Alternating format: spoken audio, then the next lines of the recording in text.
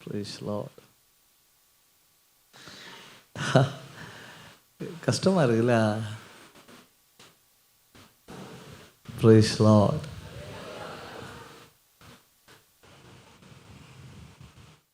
நல்ல ஒரு அல்லையிலே சொல்லுங்க. அந்த சோகம் போக மாட்டேங்க பார்த்தீங்களா? நல்ல ஒரு அல்லையிலே சொல்லுங்க. நல்ல இந்த வேலைக்காக கர்த்தரை ஸ்தோத்தரிக்கிற ஃபெடரேஷன் ஆஃப் பெண்டகாஸ்டல் சர்ச்சஸினுடைய இறையியல் துறையின் சார்பில் நடக்கிற இந்த கூடுகைக்கு என்னை அழைத்த தேவ மனிதர், என்னை இந்த கூடுகையில் அறிமுகம் பண்ணி வைத்த அருமையான கோல்டன் டைட்டஸ் ஐயா அவர்கள்,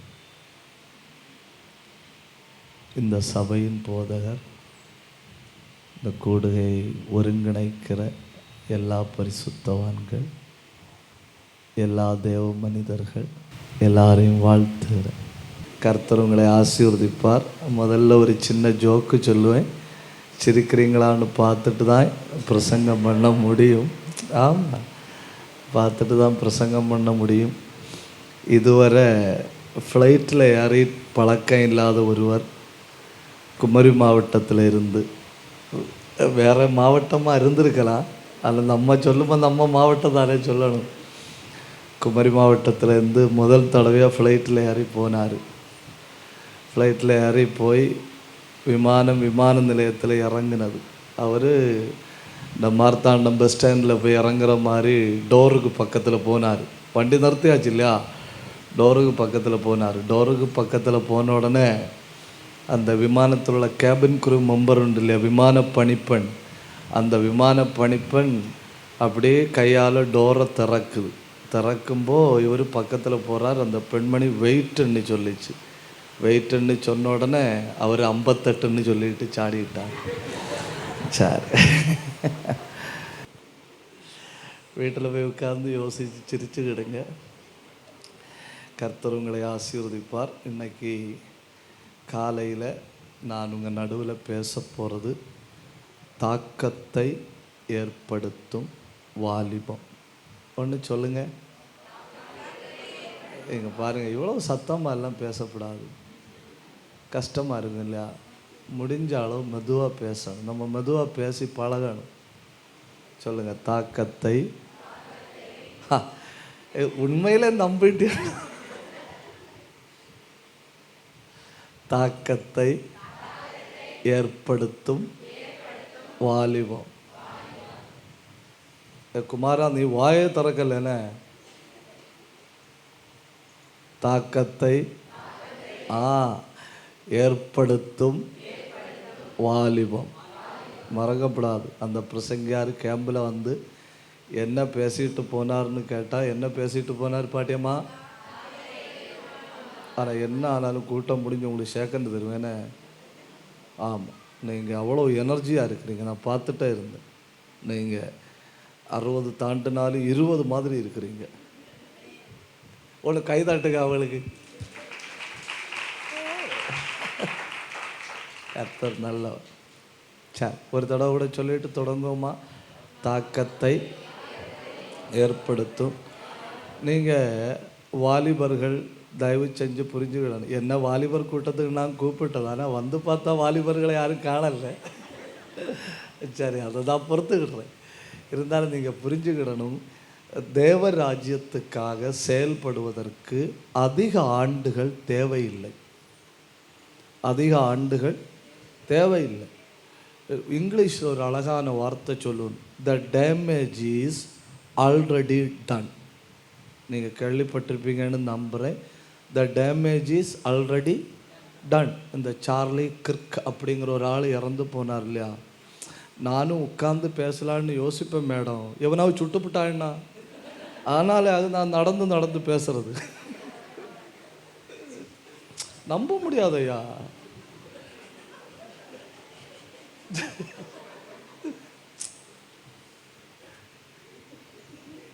ரொம்ப அன்பாக உள்ள கூட்டிகிட்டு வந்துட்டு கதவை பூட்டிட்டு நம்மளெல்லாம் சுட முடியாது. அவன் சுட பார்க்கும்போது நான் இந்த பக்கம் வருவேன். அப்புறம் சுடும்போது இந்த பக்கம் போய் 6வது குண்டு வெடித்து திரும்ப நான் நடுவில் நிற்பேன்.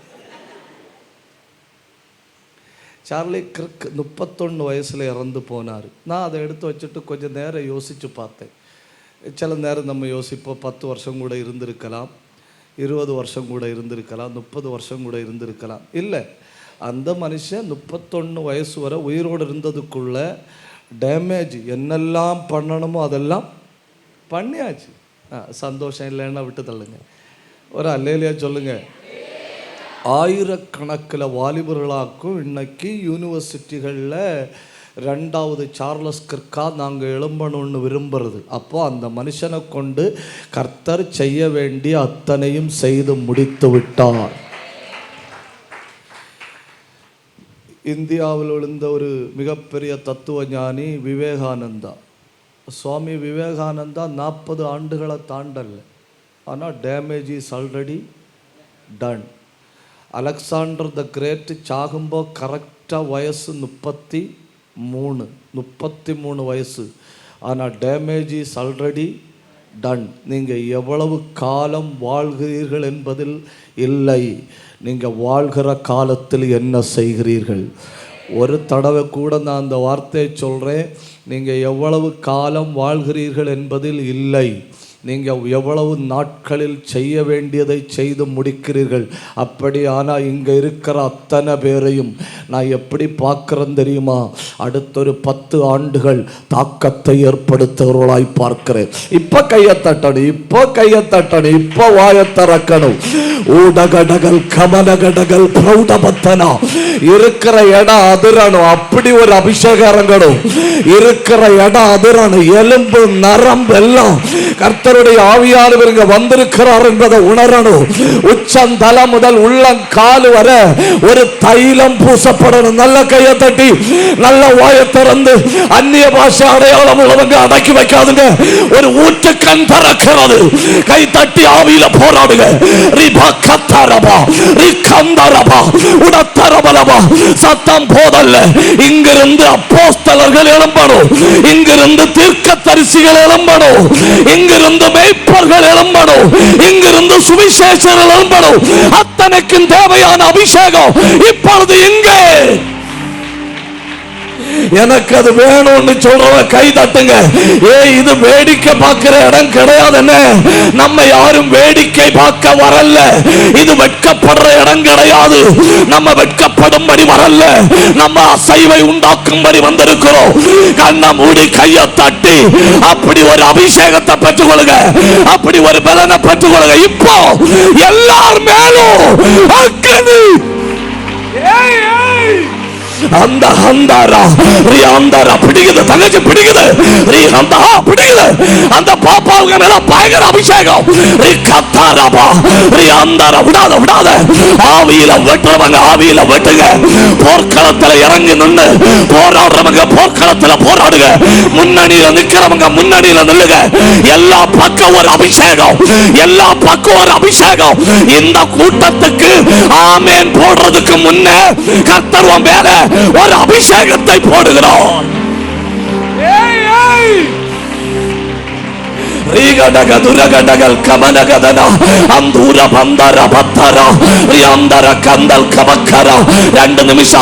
போராடுங்க.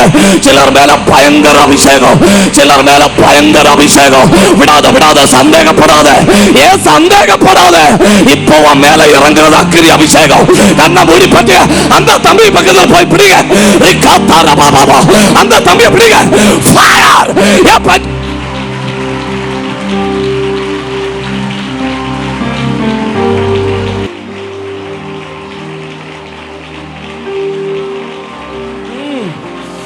விடாதுங்க விடாதுங்க. அந்த பாரத்தை மறுபடியும் போடுறாரு, அந்த தரிசனத்தை மறுபடியும் போடுறாரு.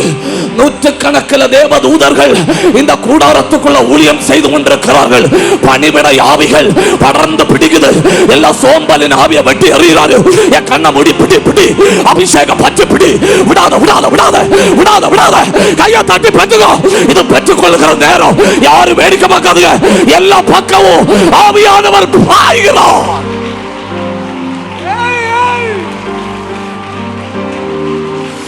உடகமன கடகல் கனாதனா. உங்க சரீரத்துல தேவ பிரசன்னத்தின் வாசனை அடிக்குது. உங்க உடம்புல தேவ பிரசன்னத்தின் வாசனை அடிக்குது. உங்க மேல கர்த்தருடைய வாசனை வீசுது. உன்னை நாரி போக பண்ணின ஆவிகள் இப்ப வெட்கப்பட்டு ஓடுது. உன்னை நாரி போக பண்ணின வல்லமைகள் வெட்கப்பட்டு ஓடுது. ஒரு நிமிஷம் கையை தட்டி, என் கையை தட்டி காத்தாரமா.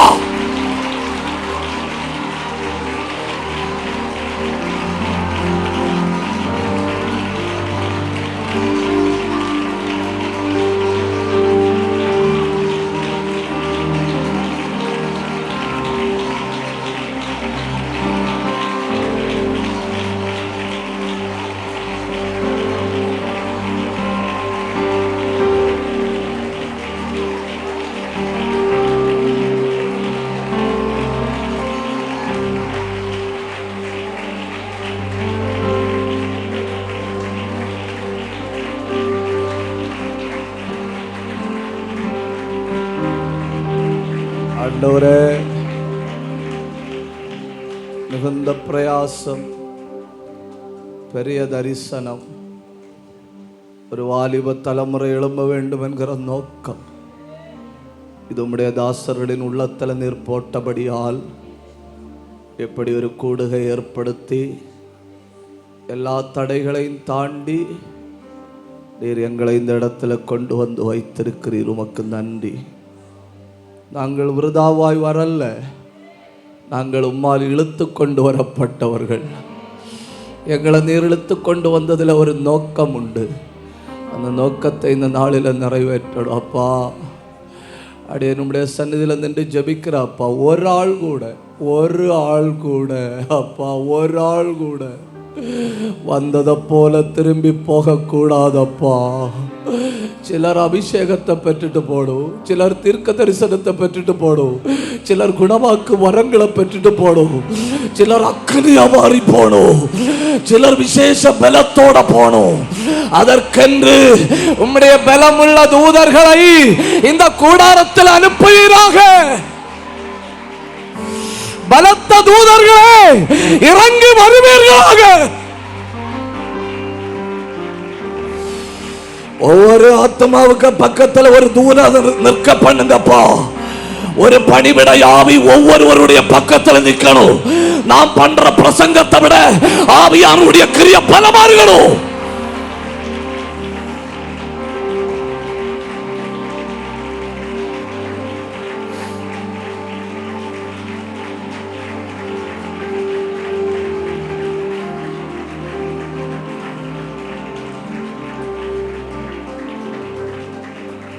எல்லாரோடும் பேசு.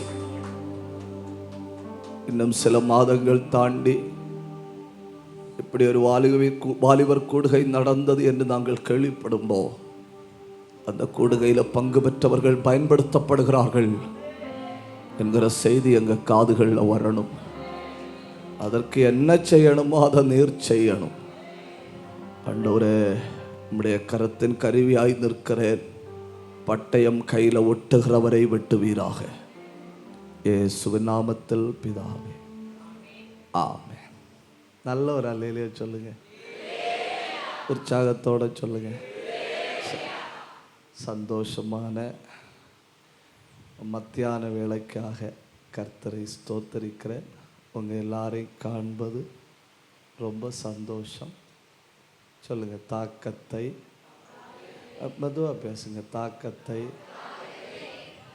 நல்ல சவுண்டாக பேசுகிற யாராவது உங்கள் பக்கத்தில் இருந்தால் காட்டி தரணும்.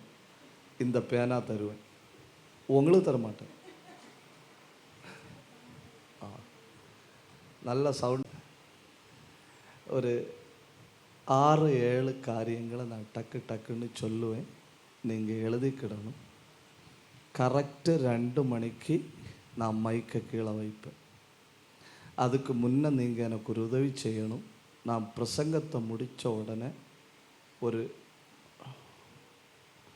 3 பெஞ்சு மொத்தத்தில் இந்த இடத்துலேருந்து மாற்றணுன்னே அந்த தம்பி இருக்கிறதுல இருந்து அப்படி மொத்தத்தில் மாற்றணும். ஓகேவா?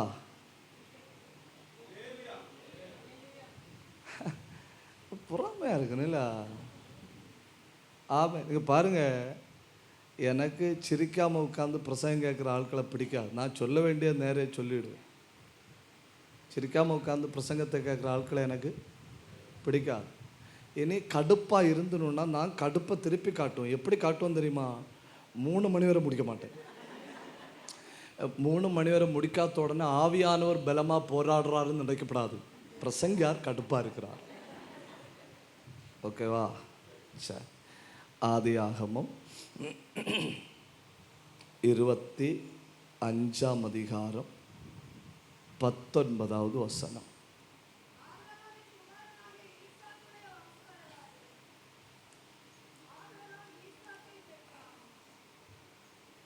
ஒரு தடவை வாசிங்க.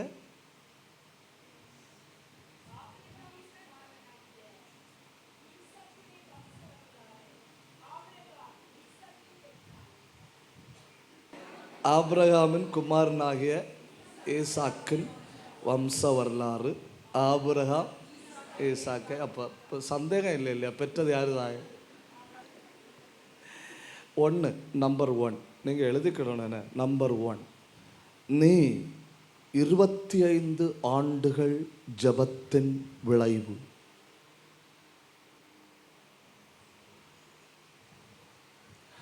I am a product of 25 years of prayer, promise, waiting.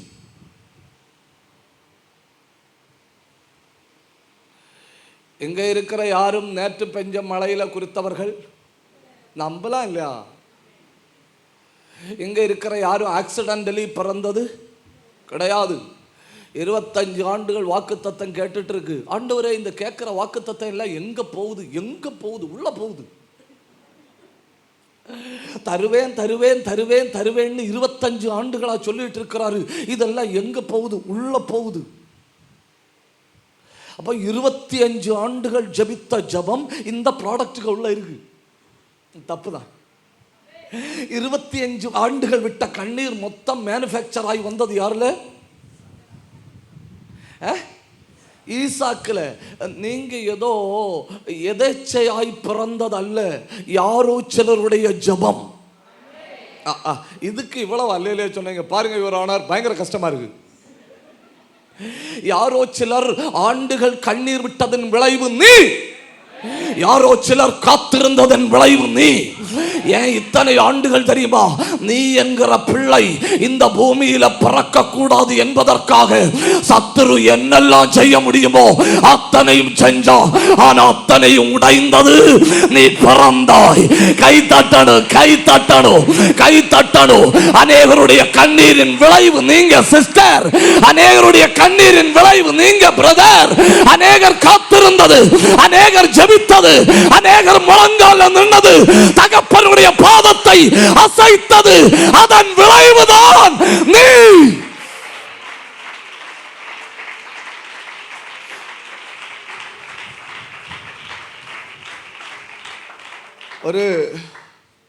ஒரு பெண்மணிக்கு ரொம்ப கால பிள்ளை இல்லாம இருந்து கடைசியில் அந்த பெண்மணி கன்சீவ் ஆச்சு. கன்சீவ் ஆன பெண்மணி 5ஆம் மாசம் ஹாஸ்பிட்டலுக்கு போகுது. டாக்டர் டெஸ்ட் பண்ணிட்டு சொல்றாரு, உங்களுக்கு கர்ப்பப்பையில் கேன்சர். உங்களுக்கு கர்ப்பப்பையில் கேன்சர். அப்போ அந்த கர்ப்பப்பையோட பிள்ளை எடுக்கணும். அது கஷ்டம். அதனால முதல்ல ஒரு மெடிசன் தாரோம். அந்த மெடிசன் எதுக்குன்னு கேட்டால் கர்ப்பத்தில் கிடக்கிற பிள்ளைய டைலூட் பண்ணுறதுக்கு. டைலூட்னா தெரியலையா? அபோர்ட் பண்ணுறதுக்கு. அது அது அது வெளியே போயிட்டோன்னா அப்புறம் அந்த கர்ப்பப்பையை எடுக்கலாம். கர்ப்பத்துக்குள்ளே இருக்கிற பிள்ளை அழிஞ்சு போகிறதுக்கான ஒரு மெடிசனை கொடுத்தணும். மெடிசனை கொடுத்துட்டு சொல்லிச்சனும் 2 வாரம் தாண்டி வாங்க. 2 வாரம் தாண்டி இந்த பெண்மணி போனால் பிள்ளை வயிற்றுக்குள்ள உயிரோடு இருக்கு.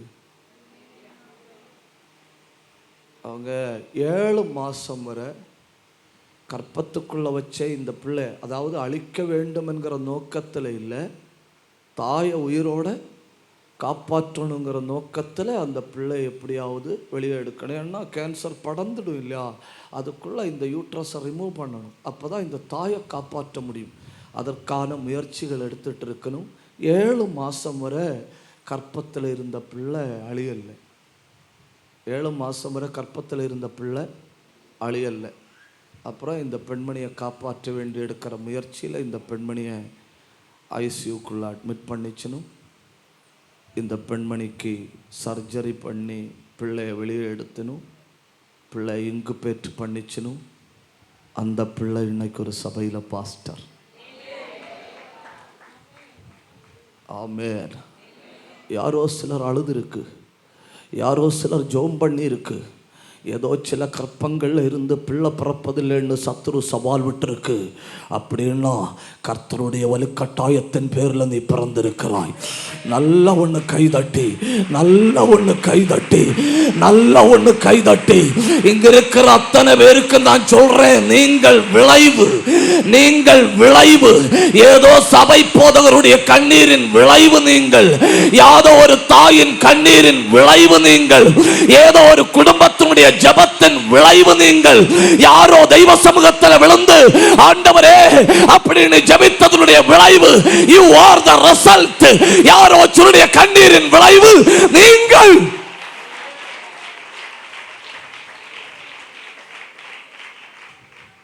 அதாகும் ஈசாக்கை பற்றி நமக்கு பைபிளில் தெரிகிற முதல் காரியம்.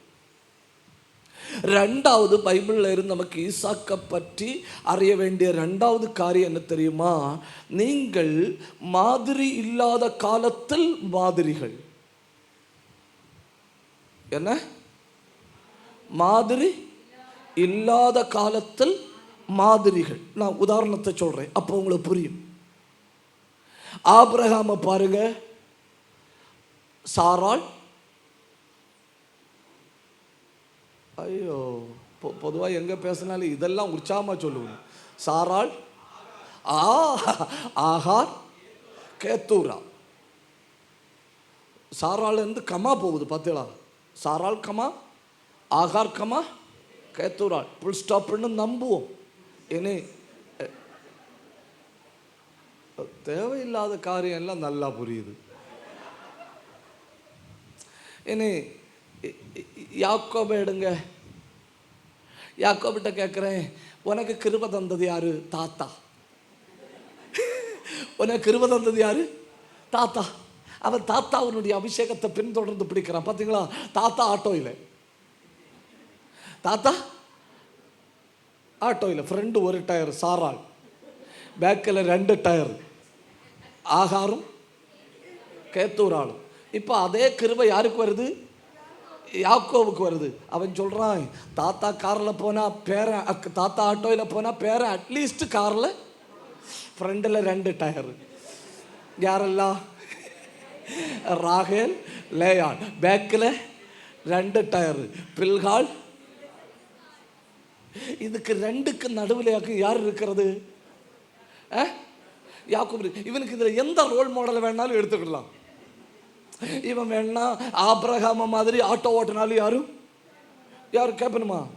கேட்க மாட்டணும். நீ ஏன் ஆட்டோ ஓட்டுகிறாய்? அப்பாவிட்ட கேளு. உடனே ஆபிரகாமிட்ட போய், உடைய குமாரன் ஆட்டோ ஓட்டுகிறான். எனக்குள்ள கிருபை அப்படி கிடைச்சிருக்கு.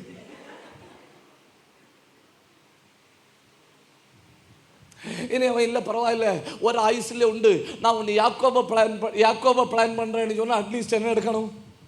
கார் எடுக்கணும். அட்லீஸ்ட் என்ன எடுக்கணும்? கார் எடுக்கணும். நீங்கள் பாருங்க, அவன் ஆபிரகாம் மாதிரி ஆட்டோவும் எடுக்கல, யாக்கோ மாதிரி காரும் எடுக்கல. வாழ்க்கை பூரா அந்த சைக்கிள். ஃப்ரண்டில் ஒரு டயர் ரொபேக்கா, பேக்கில் ஒரு டயர் ஈசாக்கு. சரி, டியூப் லைட்டுகளுக்கு நான் ஒன்றும் சொல்ல முடியாது. தப்பு தான். ஒரு அல்லையிலேயே சொல்லுங்க, அந்த அல்லையிலேயே உற்சாகமா சொல்லுங்க. இப்ப அவனுக்கு அந்த பக்கத்திலையும் வேணா ஒரு மாதிரியை பின்பற்றலாம் ஆபிரகாம், கீழே இருந்து எடுத்து ஒரு மாதிரியை பின்பற்றலாம் யாக்கோபு. அவன் 2 மாதிரியும் பின்பற்றல. பார்த்தீங்களா?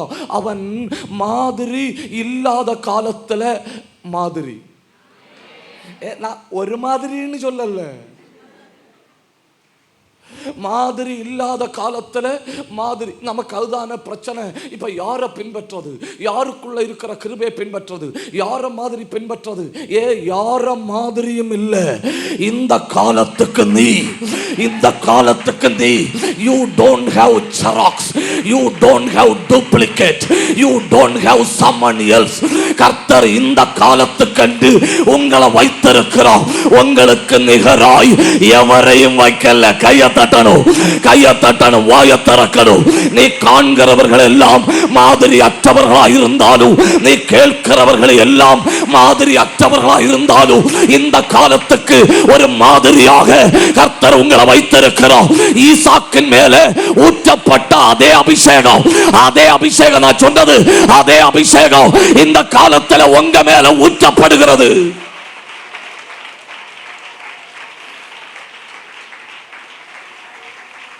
நாம அத்தனை பேரும் அறிந்திருக்க வேண்டிய முதல் காரியமாக்கும், நான் அநேகருடைய ஜபத்தின் விளைவு. அப்படின்னா ஜபம் பண்ணின அத்தனை பேருடைய எதிர்பார்ப்பு என் மேல இருக்கு, ஜபம் பண்ணின அத்தனை பேருடைய பார்வையும் என் மேல இருக்கு. அவர்கள் ஜபத்தின் விளைவு தான் நான். ஒன்று. ரெண்டாவது அறிந்திருக்க வேண்டியது, நான் மாதிரி இல்லாத காலத்தில் வாழ்கிறேன். ஏன்னா கர்த்தர் என்னதான் மாதிரியாய் வைத்திருக்கிறார்.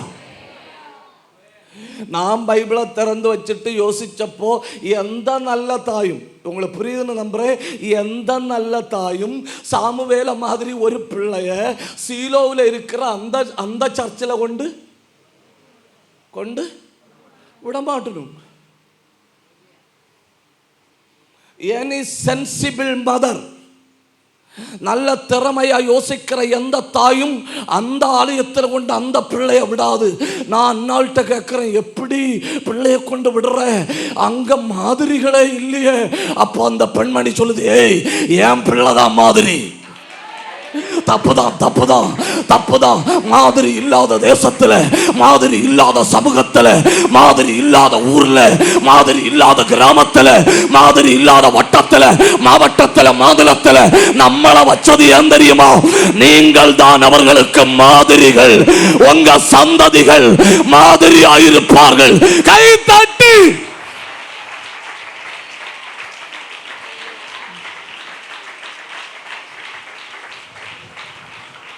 எனக்கு ஒரு வகையில் ரொம்ப ஆழமாக தியானம் பண்ணும்போ எனக்கு ஈசாக்க ரொம்ப பிடிக்கும். இப்படிப்பட்ட காரணங்களுக்காக ரொம்ப பிடிக்கும். நீங்கள் பாருங்க, அவனுக்கு தெரியுது நான் அநேகருடைய ஜபத்தின் விளைவு. திடீர்னு நம்ம எல்லார்ட்டையும் முறைச்சு பார்ப்போம், எல்லாரையும் அப்படி பார்ப்போம். ஏன் நம்ம மறந்துட்டோம் நான் அநேகருடைய ஜபத்தின் விளைவுன்னு. யாரோ ஒரு ஆள் ஏணிப்படியை எடுத்து வைத்ததுனால தான், இல்லைன்னா யாரோ ஒரு ஆள் குனிஞ்சு நின்னதுனால தான் நீங்க மிதிச்சு மேலே ஏறினீங்க. அப்படின்னா சில ஏணிப்படிகள் உங்களுக்காக குனிந்திருக்கிறது. யாரோ சிலர் நீ ஏறி போனோங்கிறதுக்காக படிக்கட்டாகவே இருக்கிறார்கள்.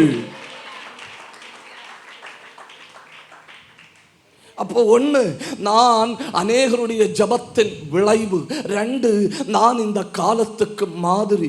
மூணு, எனக்கு அதாக்கு இவனை பிடிச்சது, இவன் வேதம் இல்லாத காலத்தில் தியானிக்கிறவன். புரியுதா மேடம்? கையில் என்ன இல்லை? வேதம் இல்லை. நமக்கு 66 புக்கு கையில் எடுத்து தந்த பிறகு எடுத்து வாசிக்க நேரம் இல்லை. நமக்கு நேரம் இல்லை, அவனுக்கு வேதம் இல்லை, வேதமே இல்லை.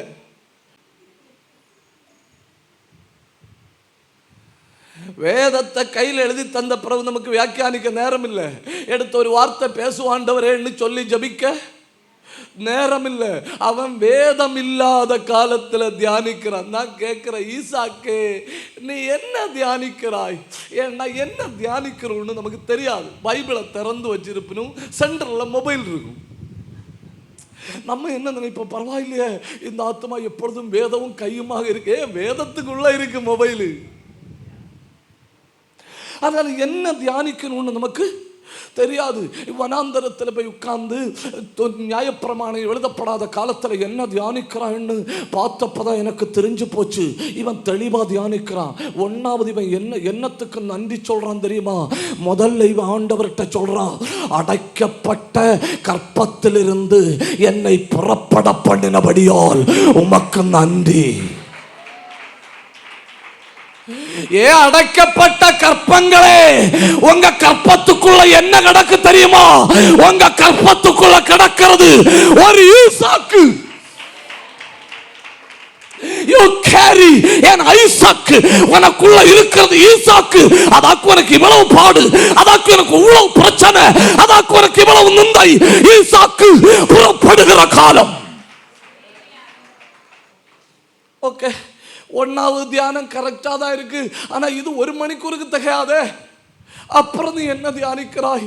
அப்புறம் அவன் சொல்றா, ரெண்டாவது எனக்கு வேற ஒரு சப்ஜெக்ட் இருக்கு. அது என்ன சப்ஜெக்ட்? அவன் சொல்றான், பெற்ற அப்பனே என்னை கூட்டிட்டு போனாரு. கூட்டிட்டு போய் கையில மறைச்சு வச்சிருந்த கயரை எடுத்து என் கையை காலை கட்டினாரு. கையை காலை கட்டிட்டு என்னை பலிபீடத்தில் படுக்க வச்சாரு. படுக்க வச்சப்போ இனி நான் சொல்ல போகிற சென்டென்ஸை கவனிக்கணுன்னு, கழுத்துக்கும் கத்திக்கும் நடுவில் இறங்கி என்னை மறுபடியும் உயிரோட வைத்தார். எதுக்கும் நடுவில் பார்த்தீங்களா? கத்திக்கும் கழுத்துக்கும் நடுவில் இறங்கி என்ன உயிரோட பாதுகாத்தார். அதற்காக உமக்கு நன்றி. ஒன்னாவது என்ன பிறக்க பண்ணினபடியால் உமக்கு நன்றி. இரண்டாவது அன்னைக்கு வந்த பெரிய மரண ஆபத்திலிருந்து என்ன மறுபடியும் உயிரோட வைத்ததினால் உமக்கு நன்றி. கையை உயர்த்தி பிடிங்க. கண்டிப்பா இந்த 2 தியானம் நமக்கு எல்லாருக்கும் பொருந்தும். நமக்கு எல்லாருக்கும் பொருந்தும். நீ என்கிற ஒரு பிள்ளை வெளிப்படாதபடி அந்தகார வல்லமைகள் உன் தாயினுடைய கருவறைக்குள்ள இறங்கி போராட்டம் நடத்தினப்போ தம்முடைய கையை அந்த கருவறைக்குள்ள நீட்டி நீ என்கிற பிள்ளைய உள்ளங்கைக்குள்ள மறைத்து பாதுகாத்து நீ வெளிப்படுகிற காலம் வர ஒரு ராணுவத்தை நிறுத்தினார் இல்லையா? அதுக்கு எப்படி நன்றி சொல்லாம இருக்க முடியும்? அதுக்கு எப்படி வாயை திறந்து ஆண்டவரை உயர்த்தாம இருக்க முடியும்? வாழ்க்கை நடுவில் வச்சு உன் காலுக்கும் கைக்கும் சங்கிலி இட்டு உன் வாழ்க்கை முடிஞ்சு போனது. மீதி காலம் ஜெயில தான் சொல்லி சத்துரு சவால் விட்டப்போ உடனே ஒரு ஆட்டுக்குட்டி அனுப்பி உன் பிரச்சனை மொத்தம் ஆட்டுக்குட்டிக்கு தலையில வச்சு கட்டினார் இல்லையா? அதற்கு நன்றி. கையை உயர்த்தி நன்றி செலுத்துங்க. அதற்கு நன்றி. ஏய், சத்தம் போதல்ல, சத்தம் போதல்ல. இந்த ஆலயம் மொத்தம் ஒரு பிரசன்ன தாக்குதல் உண்டாகணும். இப்போ மடியில வளர்ற பிள்ளை ஆசியாவில் மிகப்பெரிய அற்புதம். பிடி பிடி பிடிக்குது. கண்ட்ரோல் பண்ணாத, கண்ட்ரோல் பண்ணாத. எடுத்து எரியுது அபிஷேகம். வீட்டுல நடந்ததெல்லாம் அற்புதம். பிள்ளை கண்டதெல்லாம் அற்புதம். குடும்பம் கண்டதெல்லாம் அற்புதம். இனி கை தட்டும்படி ஏவப்படுறவங்க கையை தட்டி பற்றி பிடிங்க. நான் பார்க்கிற ஆவியில பார்க்கிற ஒரு பலமான ஊற்றுக்கள். ஏன் அவளை பிடிங்க, நல்ல பற்றி பிடிப்பாய பலமான ஊற்ற அடிச்சு திறக்குது. கண்ணை மூடி கையை தட்டி சத்தம் கண்டிப்பா உயர்த்தணும். ஏன் இது வேடிக்கை பார்க்கிற நேரம் இல்ல. இந்த 2 காரியத்தை நினைச்சு தியானம் பண்ணும்போது தீ பிடிக்குது. இந்த 2 காரியத்தை நினைச்சு ஸ்தோத்திரம் சொல்லும்போ நெருப்பு உண்டாயிட்டு அந்த ஐசியூல வச்சு பிணந்தான் வெளியே வரும்னு சாத்தான் சொன்னான். செத்து போயாச்சுன்னு கண்ணீர் அஞ்சலி எழுதி ஒட்டக்கு சாத்தான் சொன்னா. ஆனா உனக்கு மறுஜீவனை தந்து இந்த கூட்டத்துல கொண்டு வச்சிருக்கு இல்லையா? அதுதான் தியானிக்க வேண்டியது. பெற்றுக்கிடுங்க. சில எலும்புகளில் பலம் இறங்குது, சில சரீரங்கள் அக்னி இறங்குது.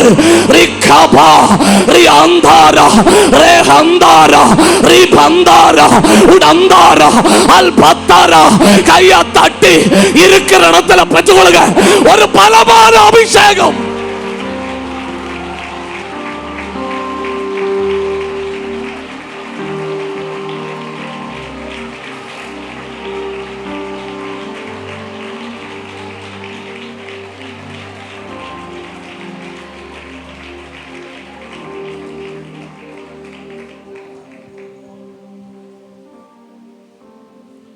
அநேகருடைய ஜெபத்தின் விளைவு நான்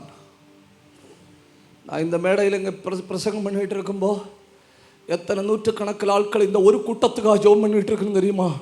அப்படின்னா இந்த மேடையில் நடக்கிறதெல்லாம் என் பவர் அல்ல, அவர்கள் ஜெபத்தின் விளைவு. அவர்கள் ஜெபத்தின் விளைவு.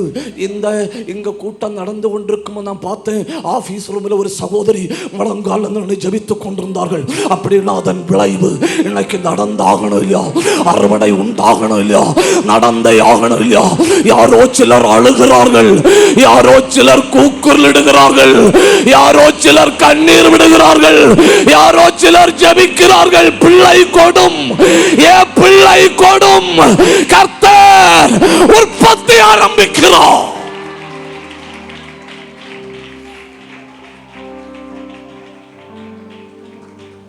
அநேகருடைய ஜெபத்தின் விளைவு யாரு? அநேகருடைய ஜெபத்தின் விளைவு நான் தான்.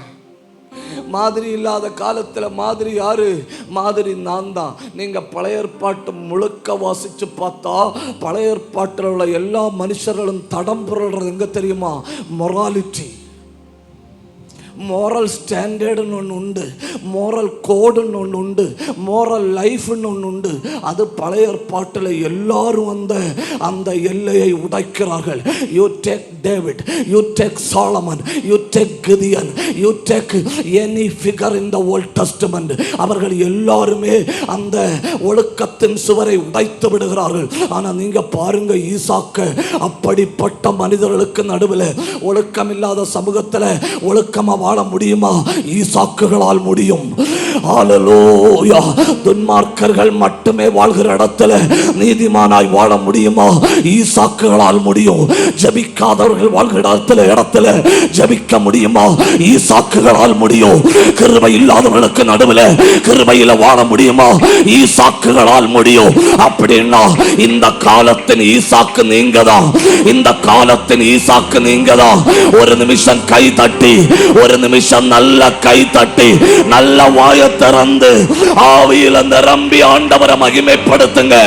ரிபா கபா ரக்கதரா ரியாந்தல் கந்தல் கவத்தனா உடந்தரப சத்தரபா ரெண்டே சத்தம் போதல்ல.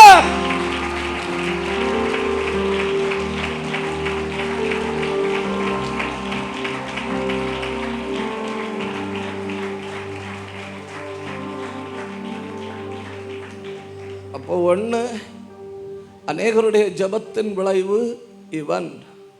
ரெண்டு, மாதிரி இல்லாத காலத்தில் நீங்க இங்க இல்லையோ? மாதிரி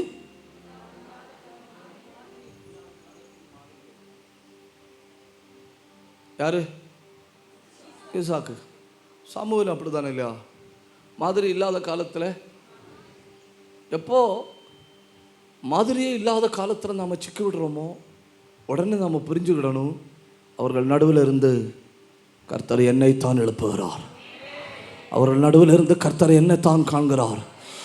அநேக இருளில் கிடக்கிற ஜனங்களுக்கு உங்கள் சந்ததி ஒரு சுடராக இருந்தால் எவ்வளோ நல்லா இருக்கும் இல்லையா? நைட்டிங்கேல் கையில இருந்த விளக்கு உங்க சந்ததியா இருந்தா எவ்வளவு நல்லா இருக்கும் இல்லையா? அநேகரை நீதிக்குட்படுத்துகிற ஒரு நட்சத்திரம் நம்ம பிள்ளையா இருந்தா எவ்வளவு நல்லா இருக்கும் இல்லையா? மாதிரியா இருக்கிறான், தியானிக்கிறான். கையில இருக்கு பைபிள், எழுதி தந்திருக்கு 66 புஸ்தகம். ஒரு நாள் ஒரு வசனத்தை வாசி, ஒரு வசனம். இன்னைக்கு முழுக்க கர்த்தரை எப்பொழுதும் எனக்கு முன்பாக வைத்திருக்கிறேன். ஒரு நாள், அடுத்த நாள் இன்னொரு வசனத்தை எடுங்க. அந்த ஒரு நாள் முழுக்க அந்த ஒரு வசனத்தில் வாழுங்க. ஏன்னா தியானிப்பதற்கென்று வேதம் இல்லாத காலத்தில் ஒருத்தன் தியானிச்சு தெய்வ பிரசன்னத்தை அனுபவிக்க முடியுமானால் இந்த காலத்தில் நம்மால் முடியும். தியான அறை இருக்கணும், தியான அறை. தட்ஸ் மை மெடிடேஷன் ரூம்னு சொல்லணும். அதை நான் தியானிக்கிற அறைன்னு சொல்லணும். குரோஷிமா நாகசாகியில் 2 பாம்பு போட்டாங்க இல்லையா? Little boy, little boy, bad பாயா, ஷார்ட் பாய், பிகா, சின்ன பையன், குண்டு பையன். 2 குண்டுகளை போட்டார்கள் இல்லையா? நான் உட்கார்ந்து யோசிச்சு பார்த்தேன். அந்த கொண்டு போட்ட ட்ராப் பண்ணின ஆளுடைய கை விரல்கள் எல்லாம் அழுகி போச்சாம். ட்ராப் பண்ணின எடுத்து போட்ட ஆளுடைய கை விரல்கள் அழுகி போச்சாம். முதல்ல ஒரு குண்டு வெடிக்க போறாங்க மேடம். முதல்ல நான் அந்த ஆள்கிட்ட கேட்குறேன், நீ முதல்ல போட போற, வெடிக்குமா?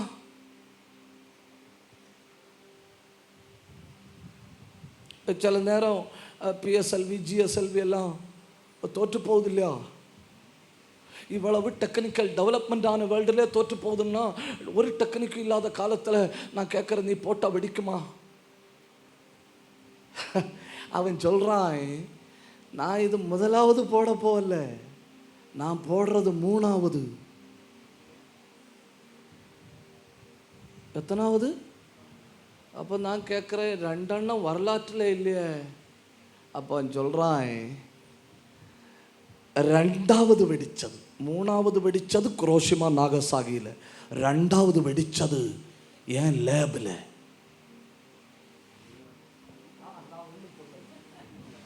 எங்க? என் லேபில். யாரும் பக்கத்தில் இல்லை. யாரும் பக்கத்தில் இல்லாதப்போ நான் இதெல்லாம் வச்சு இதுக்கெல்லாம் கொஞ்சம் அளவெடுத்து லேபில் வச்சு மிக்ஸ் பண்ணி பார்த்தேன். லேபில் வெடிச்சு. லேபில் வெடிச்சு. நான் கேட்டேன், அப்போ முதலாவது? அவன் சொல்கிறான், முதலாவது நான் ஒர்க் பண்ணும்படி இருதயத்தில் திங்க் பண்ணப்போ இங்கே வெடிச்சு.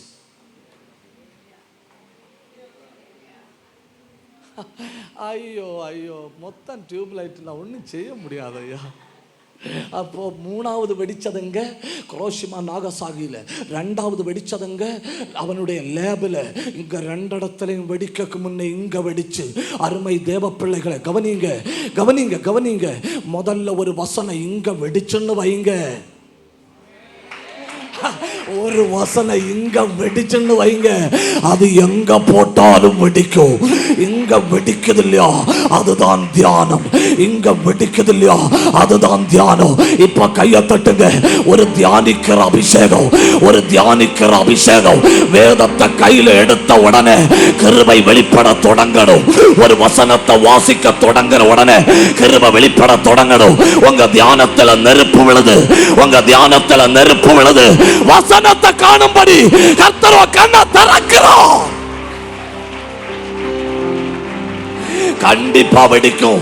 3வது போடுற இடத்துல கண்டிப்பா வெடிக்கும். ஏன்னா ஏற்கனவே 2 தடவை நான் பார்த்தேன்.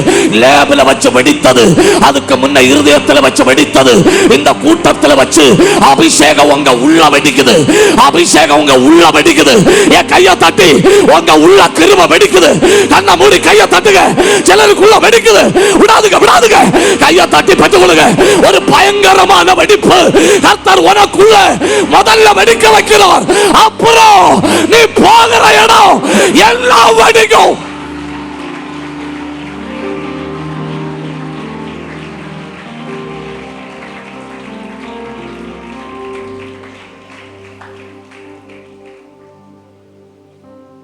ஒன்னு ஈசாக்கு பேசுங்க. பேசவும் மாட்டீங்களா? என்ன கஷ்டமா இருக்குல்லையா? நம்பர் 1 அநேகருடைய ஜபத்தின் விளைவு. 2 மாதிரி இல்லாத காலத்தில் மாதிரி. 3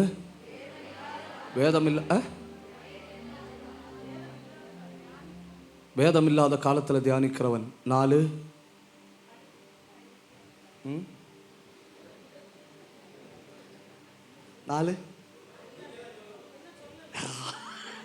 இல்லை, தெளிவாக இருக்கிறீங்களான்னு பார்த்தது.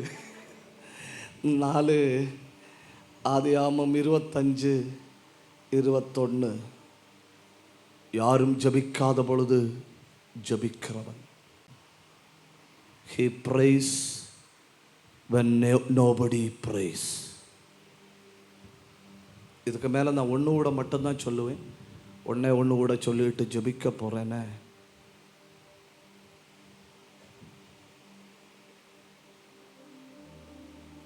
வா, 2 பேர் சேர்ந்திருந்து ஜெபிப்போம்னு சொல்லி ஈசாக்க கூப்பிட யாரும் இல்லை. முழங்கால நிற்போம், பாரம் உள்ள ஒரு சந்ததி எழும்பணும் அப்படின்னு சொல்கிற யாரும் ஈசாக்க பக்கத்தில் இல்லை.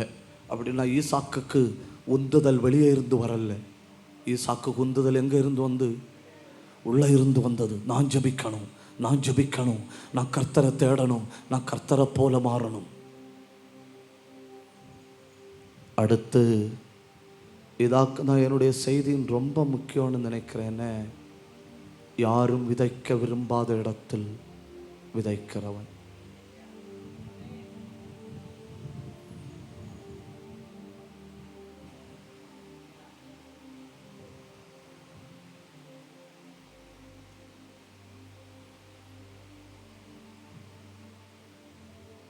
அவன் விதைச்ச இடத்தை பற்றி பைபிளில் சொல்லியிருக்கு. கேரார். எங்க? கேரார். கேரார் என்கிற எபிரேய வார்த்தையினுடைய நேரடி அர்த்தம் ஃபுல் ஆஃப் ஸ்டோன்ஸ். கேராரனுடைய வார்த்தையினுடைய நேரடி அர்த்தம் என்ன? கற்களால் சூழப்பட்ட பகுதி. விதை ரொம்ப சின்னதாக்கும், பாறை ரொம்ப கடினமானதாக்கும். புத்தி உள்ளவன் விதைகளை பாறையில் போட மாட்டான். புத்தி உள்ளவன் விதைகளை பாறையில் போட மாட்டான். அவனுக்கு தெரியும் அது பிரயோஜனமற்றதாகிவிடும். இங்கே எல்லாரும் கவனிங்க, 2 நிமிஷம் இங்கே கவனிங்க. கேராரில் விதைச்சான். ஆட்கள் எல்லாம் பரிகாசம் பண்ண தொடங்கிச்சுன்னு, உங்கள் ஊரில் இங்கெல்லாம் விதைப்பணுமோ? போனாய், போய் ஒரு ஊற்றை தோண்டினா, அந்த ஊற்றில் இருந்து தண்ணி எடுத்துட்டு வந்து கேராரில் ஊற்றுறான். அந்த ஊற்றில் வர தண்ணி என்ன தண்ணி தெரியுமா? பாறைகளை வர மெழுகு போல உருக்குகிற தண்ணி. அந்த தண்ணியும் இவன் போட்ட விதையும் சேர்ந்து, அந்த வருஷம் பஞ்ச காலம் இல்லையா, ரொம்ப அறுவடை செய்ய முடியல ஈசாக்கு. அதுக்கு மேலே ஒரு சதவீதமும் இல்லை, 100க்கு 100. எவ்வளவு? பொறாம பிடிச்ச ஆட்கள் கை தட்டல, நோட் பண்ணியிருக்கேன். இங்கே பாருங்கள், நீங்கள் எங்கள் டீம் வந்திருக்கு, சாப்பிட்ற இடத்துல எங்கள் டீமுக்காரன் நிற்பணும். டீமுக்காரன் நின்று உங்கள் டயரியை பார்ப்பணும். டயரியை பார்த்து பாயிண்ட், உங்களை சொல்லல, பாயிண்ட் இருந்தால் தான் சாப்பாடுன்னு சொன்னேன். ஒரு அல்லேலியா நல்லா சொல்லுங்க, உற்சாகத்தோட ஒரு அல்லேலியா சொல்லுங்க. கவனிங்க, இப்படி எல்லா இடத்துலையும் விதைத்து, யாரும் விதைக்க முடியாத இடத்துல விதைத்து அறுவடை செய்கிற ஒரு அபிஷேகம் எனக்கு வேணும்னு சொல்கிறவங்க ஒன்று கை உயர்த்தி காட்டுங்க. நல்ல ஒன்று கை உயர்த்தி. அல்லேலூயா. எனக்குன்னு சொல்லி ஏகப்பட்ட பிரின்சிபிள்ஸ் உண்டு. அந்த டிசிப்ளினில் தான் நான் நிற்பேன். அந்த எல்லைக்கூட நான் தாண்டவே மாட்டேன், அதுக்குள்ளே நிற்பேன். ஒரு தடவை ஒரு மீட்டிங் போனேன். மீட்டிங் முடிஞ்சு காரில் ஏற போகிறேன். காரில் ஏற போகும்போது ஒரு பையன் அங்கே நிற்கான். அவனை கண்டா கெட்டகுமார்னு குடும்பத்தில் பிறந்தவன்னு சொல்லுவேன். அவன் தலைமுடி சில இடத்துல நீளமாக வளர்த்தி இருக்கு, சில இடத்துல கட் பண்ணி விட்டுருக்கு. ஒரு காதில் குணுக்கு போட்டிருக்கு. ஏனோ குணுக்கு, ஒரு காதில் குணுக்கு போட்டிருக்கு. இங்கெல்லாம் பூரா உண்டு இல்லையா, பூரான் பூராவும் வரைஞ்சி வச்சிருக்கு இங்கே எல்லாம். அவனை கண்டா துன்மார்க்கனுக்கு மொத்த உருவம்னு சொல்லுவனும். காலில் கண்ணி கட்டி வச்சிருக்கு.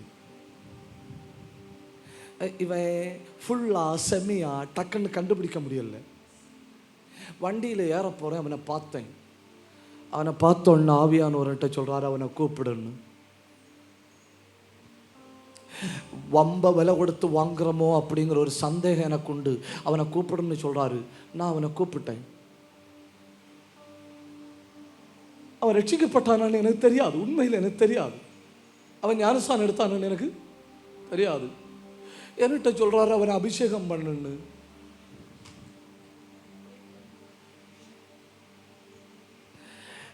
நான் பைபிள் காலேஜ் டீச்சர் ஆகும். அப்போ எனக்கு இன்னும் தெளிவான டிசிப்ளின் உண்டு. எனக்கு டிசிப்ளின் படி இவனுக்கு பாதாளத்தில் இப்போ போனால் செக்யூரிட்டி வேலை கிடைக்க வாய்ப்புண்டு. அப்படிப்பட்ட ஒருத்தன் முன்ன வந்து நிற்குமா அவனை அபிஷேகம் பண்ணு சொல்றாரு. இனி அவனுக்கு அபிஷேகம்னா என்னன்னு தெரியுமான்னு நமக்கு தெரியாது. நான் பக்கத்தில் கூப்பிட்டா வந்துட்டான். நான் சொன்னேன் கர்த்தர் என்ன அபிஷேகம் பண்ண போறார் தம்பின்னு. அவன் கண்ணில் இருந்து கண்ணீர் வருது. தொட்டனா தப்புதான்.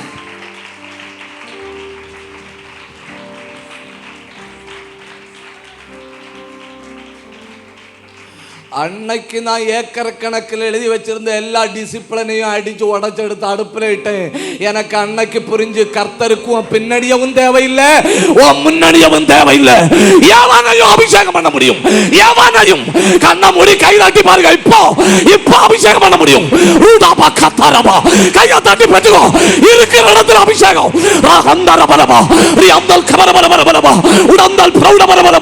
கண்ண மூடி கையை தட்டி பெற்றுடுங்க. ஏன் பெற்றுடுங்க.